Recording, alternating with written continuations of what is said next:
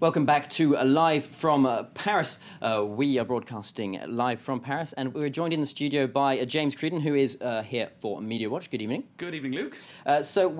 In the last couple of weeks, we've seen a lot of speculation about the role of Twitter, BlackBerry, social media in the UK riots in particular, and the media is kind of wringing its hands about their role in this. That's right. They're kind of figuring out, was social media to blame? And then you had David Cameron, who came out a week or two ago and said perhaps social media should be shut down to prevent people being able to communicate more freely or more efficiently, so that they wouldn't be able to organise so well and riot so well so badly. It's pretty draconian measures. Absolutely, and measures that were very criticised in countries where we saw uprisings in the Arab world. In any case, ONI, which is a website here in France, they look at this and they say that it's really hypocritical. Even the BBC was speaking about was demonising social media to some extent or another.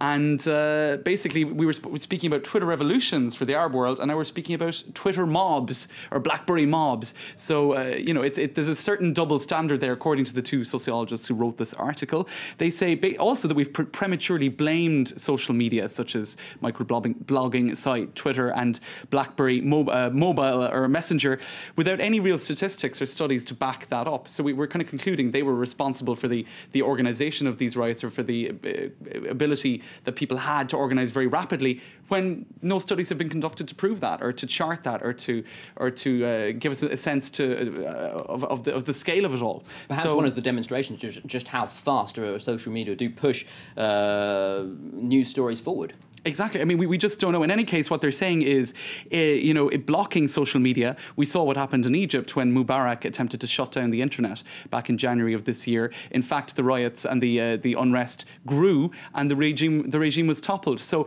there's an argument there, basically in social studies, to say that if you are to oppress the people, or if there's a greater degree of state oppression, the uprising could actually increase. So it's not necessarily the case that clamping down on social media could be effective in clamping down on riots.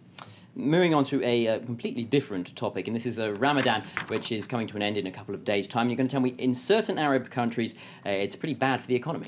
That's right. Let's have a look at Slate Afrique. Now, Slate is an African website for African news. Ramadan costs Algeria a lot of money. Now, it's interesting because in France, French Muslims don't really take any time off work generally. They have to work a full day, often on an empty stomach, because the whole idea of Ramadan is that you're fasting, and then you have a big meal at the end of the day.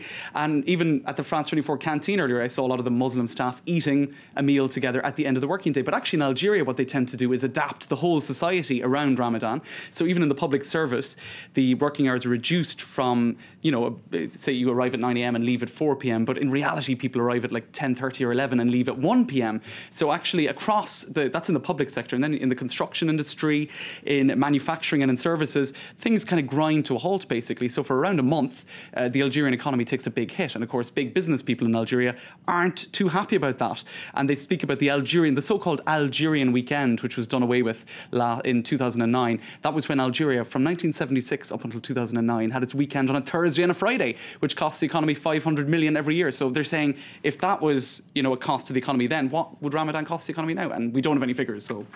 Very quickly before you go, you're going to tell us about a cosmetics company, that's Nivea, causing something of a stir. Well, I'm not sure if we'll have time for that. Can I show you this rather large woman first? You can show me whoever you want. All right.